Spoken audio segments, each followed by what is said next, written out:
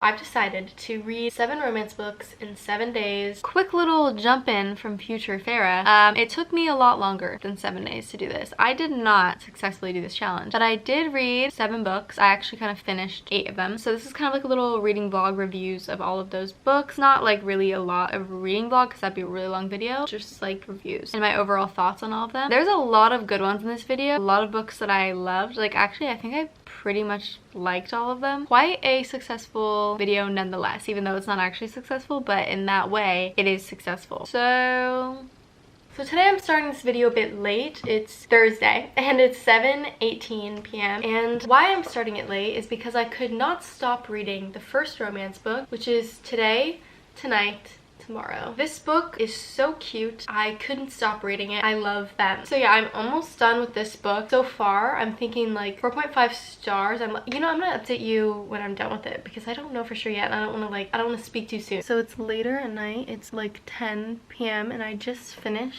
Today, Tonight, Tomorrow. This was a really solid read for me. Like a 4 out of 5 stars for me. I'm being a lot more picky about my stars now. I would used to just give this a 5, but since there's so many books that I love so much, I'm going to give it a 4 because it was amazing. I 100,000% recommend it. It was just such a solid romance read in my opinion. Although it was like had emotional depth in it, I feel like the books that I'm like, oh my god, 5 stars are the ones that give me that. So they're academic lovers to rivals. They're both trying to be valedictorian, and on the back it says this. So this is not a spoiler, but Neil, the guy in this book, he wins.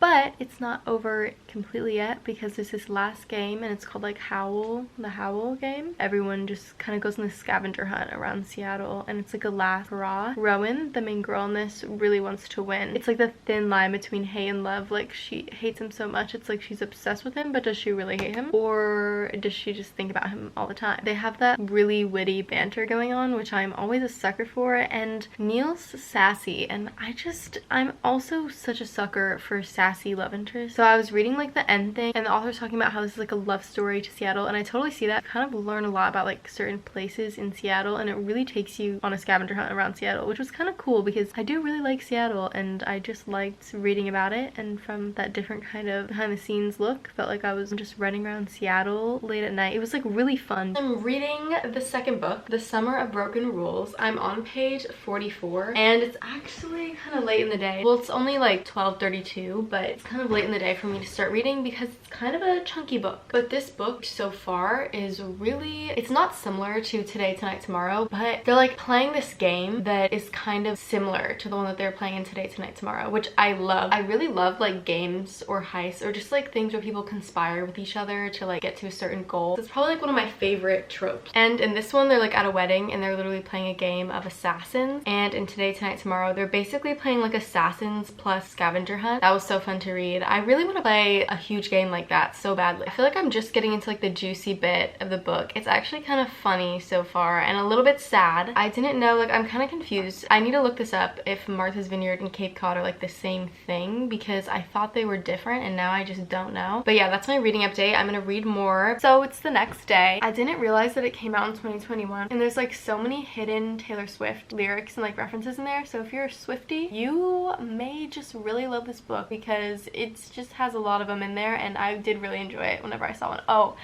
and actually it literally centers around one of my all-time favorite Taylor Swift songs, and it did get me in the summer mood. I love when people just randomly go swimming in like a lake or the ocean, especially while it's summertime, even though I'm wearing a sweatshirt. I just realized, is this not like a fun color to see? One second. I want to be fun. Never mind. I don't have any fun colored hoodies, I don't think, but now it's a mission. Now I'm gonna try to find one literally just so I could look fun. Anyway, just to wrap it up because I've been kind of talking for a while, I would give The Summer of Broken Rules like a, I feel like I'd realistically give it like a 3.8 because of the pacing. I just feel like maybe some things could have been cut out. This book did a really good job of, through the amount of days that they're there, because they're only there for like a week and they're like just now meeting each other, but I feel like it doesn't feel rushed. It feels like it makes sense that they have the feelings that they have for each other by the end of it, just because how well they worked together and clicked like throughout the book. So I actually did a really good job with that. As far as keeping my attention in the book, maybe it's just because I'm having myself read a romance romance book every single day, and it's like kind of a lot. If a romance book has really good pacing, I won't even think about it. I'll just get drawn into it. So I think that that's why I am also trying to be a little bit more strict with my ratings, because I already started on Every Summer After, which is good because it's already like 6 p.m. and luckily this one's not too long of a book, so I'm hoping that I could just read it and actually get through it. We'll see. I think I'm gonna end up reading Archer's Voice at some point too, and then The Worst Best Man. I also found out that I only have like this much left in 7 days in June, which is crazy because I didn't realize that I read that much of it. There's some that I just love so much that I feel like they shouldn't be on the same like scale as other ones, and yeah,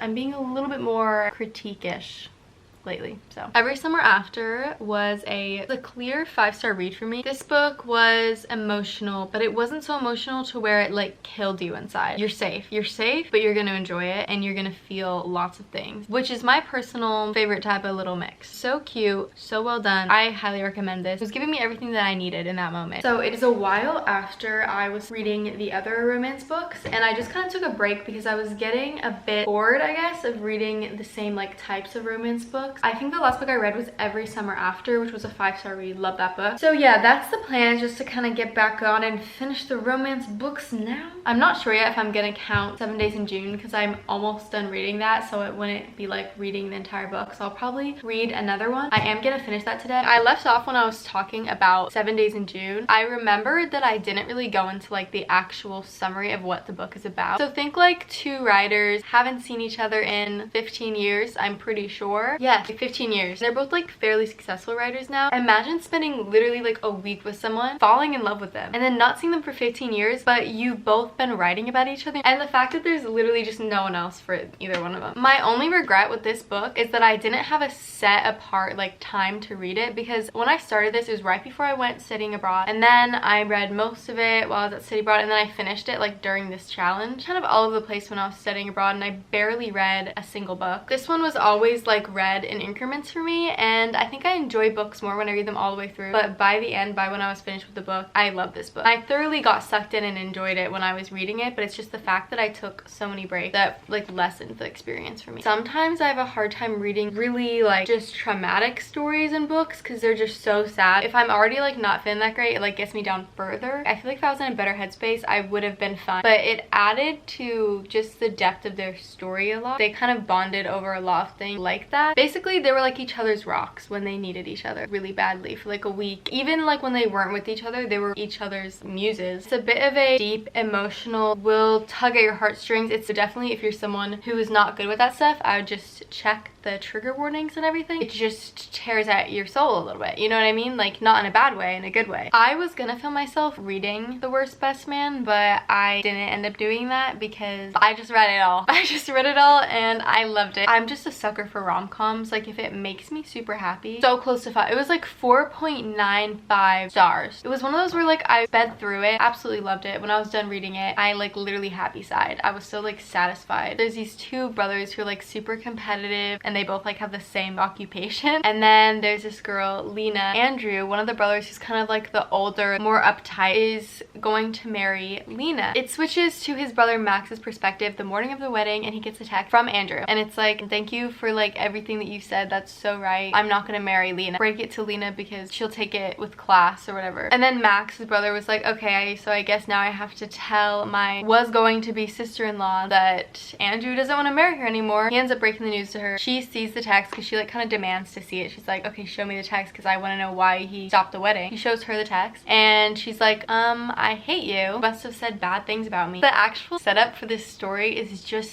so good. Lena is a wedding planner. She's trying to get a job, and the job's like, okay, I'm gonna set you and another person who's trying to get this job up with like 2 marketing people so you guys can work together, and then give me like an end presentation on why you should get the job. The 2 marketing people come in that she's introduced to, and it ends up being her ex-fiance Andrew and his brother Max, and she's like, oh shit, but then she pretends not to know either of them. She ends up working with Max. Okay, yeah, it says it on the back, I'm not spoiling it. I truly enjoyed the shit out of this. The next book I'll be reading reading is better than the movies. What really got me to buy this book was Haley Pham talking about it. She was raving about this book. Better than the movies. The next book that I read, I know I didn't say anything about when I was reading this one. I was just feeling super lazy that day. I was not feeling like I was ready to film, but I was just kind of reading the entire day, and then before I knew it, I was like done reading the book. That being said, this is just one of the cutest books ever. This is definitely a YA romance. There's no like spice or anything like that. This book gave me so much happiness. Liz Buxbaum, I think that's how you say her name. She's a daydreamer. She's a romantic. She loves rom-coms. She loves like all the tropes. She always is making like soundtracks to things happening in her life. And this guy that she knew from when she was a lot younger moves back into town. She is, you know, crushing hard on him. And then she also has this neighbor. They've also known each other since they were younger. They like only ever argue with each other. But like when Michael comes back, she's like, wait a second, I actually could use Wes's help. She goes to Wes's house and they make a deal. She's basically just having him invite her places so that she can get closer with Michael. It honestly may be like a 5-star because it's definitely like one of my favorite YA romances I've ever read. I haven't read that many, but this one was really, really, really good. Okay, now that I've just updated you a bit, I am gonna be kind of vlogging a little bit of my reading for this one. Some mistakes were made. That's the next one I've decided to read. Pretty sure this is another YA. It is another YA book, and I'm kind of in that mood now since I just read Better Than the Movies. Ellis and Easton have been inseparable since childhood. Their friendship is unbreakable, or so Ellis thought. But when a rash decision throws Ellis's life and her relationship with Easton into chaos, she's forced to finish her senior year halfway across the country. And then she comes back a year later. But when Easton's mom invites her home for a visit, Ellis finds herself tangled up in the web of heartache, betrayal, and anger she left behind. And with the boy she never stopped loving. I just really think that I'm going to love it. I definitely saw this on TikTok. I haven't seen it since then, and that was like kind of a while ago. But when I saw it, I was just like,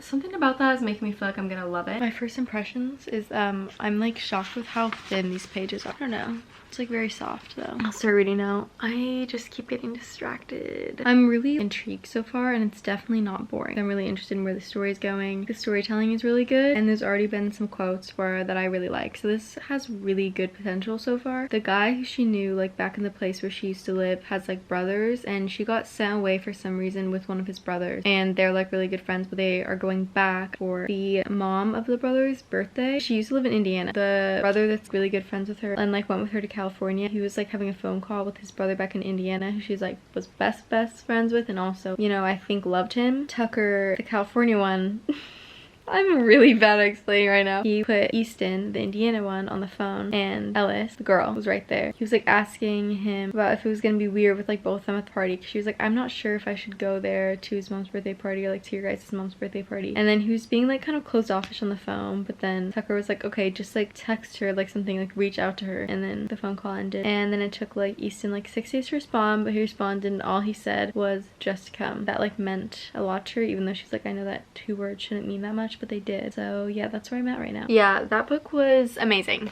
It was amazing. I finished it and I loved it so much I annotated the acknowledgements as well. That book was nothing short of a masterpiece. It was so perfect. And the ending was everything that I wanted it to be. No mistakes were made when she wrote this book. Kristen Dwyer, you're amazing. And you made me cry tonight. I just was fascinated by the whole entire thing. This is 100% one of my favorite books of 2022. It might even be my favorite book of 2022, but I can't even remember what I've read. But this is definitely one of my favorite books I've read. I had like a hunch about this book. It surpassed my expectations of how much I was going to love it. There's so many lines in here that I'm just like, wow, that's like one of the best things I've ever read. But it ended so perfectly. I'm so happy with the ending. It was amazing. You will not regret reading this book. Read some mistakes were made. It won't be a mistake. No mistakes will be made if you read that book. I am almost done. Also, there was a giant plot twist in this book, and your girl guessed it. Okay, I actually haven't cried while reading this, I don't think, which is kind of shocking, but I've loved it, and it's all very like emotional read. It's also just really beautiful. I will say, like, these 2 characters, they've been through it, and it doesn't stop. No. They just keep going through it. Ignore all of the clothes on my bed. I'm in the middle of like cleaning up my closet. So it's the next day. didn't finish the book last night. I was like really tired and I was feeling like I wanted to finish it while I was more present and awake. Today's actually, it's a really big day because I'm definitely going to be finishing it in this sitting. So I'm going to be finishing the last book of my 7-day challenge that ended up taking me such a enormously long amount of time. So we're like at the very end of this book. Archer's Voice is the book that I'm reading. I think you already know that. So it's like at that point where I think this is like the ending. Everything's happening all nice, the epilogue, but then she said something. Something's gonna happen that's not good. And I'm like, okay, there's not much of the book left. So if there's like a conflict, it's probably gonna be resolved very quickly, or at least page length wise quickly, so I won't be in pain for too long. Something's about to go wrong because things are too good right now. And of course there are other things that need to be resolved too. They kind of like have hinted at Archer's family and stuff, but there's something that's going on her side that I feel like hasn't really gotten resolved to the full point that it needs to be yet. And I feel like something's about to happen that has to do with that. And I don't like it. And I don't like this feeling. And I really hope that's not about to happen, but I'm gonna read on camera for a little bit just for, you know, the vibes.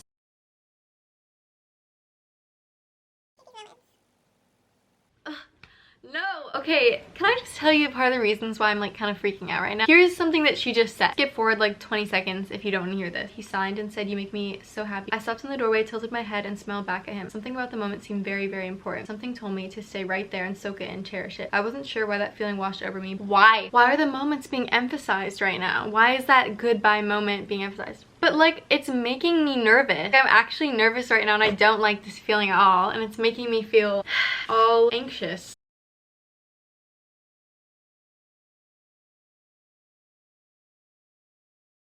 I fucking knew it. No. No, I'm actually angry. I'm angry, okay? These characters, they've gone through way too much. And then you're gonna throw that in there at the end. You could have stopped the book earlier. I'm sorry, I'm angry now, but it's a great book.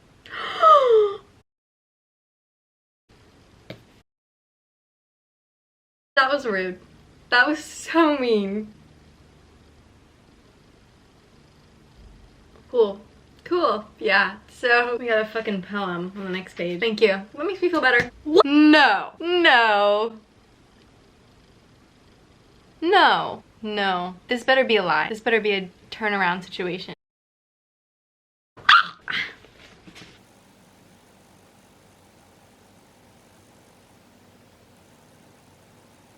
That's so cute. That is so cute. That's getting highlighted. Look at how many annotations. That's a lot for me. I just think it was really amazing. The amount of good quotes in this book. This book has endless good quotes. Endless quotes that make you look at life differently. Very, very good, very emotional and insightful, which so many romance books are so insightful. I just learned so much about myself, about the world, about people in general, about relationships. I just learned so much and gained so much by reading romance books, and this was such a good experience. Here's them all together. That's a lot of paper. That is shocking to see all together like that. Thank you so much for watching. I hope that you enjoyed this video. I'm going to continue making videos like this one about books. I'm mainly going to be posting book videos on here. If you enjoyed watching this video, please like it. And what else? Oh yes, subscribe if you want to see more videos like this one. Also, my bookstagram, it's Farah's Books, and that's really where I post a lot of my like in-depth reviews. So yeah, I'll see you in the next one. Goodbye. Oh, I already said thank you for watching. Okay, goodbye.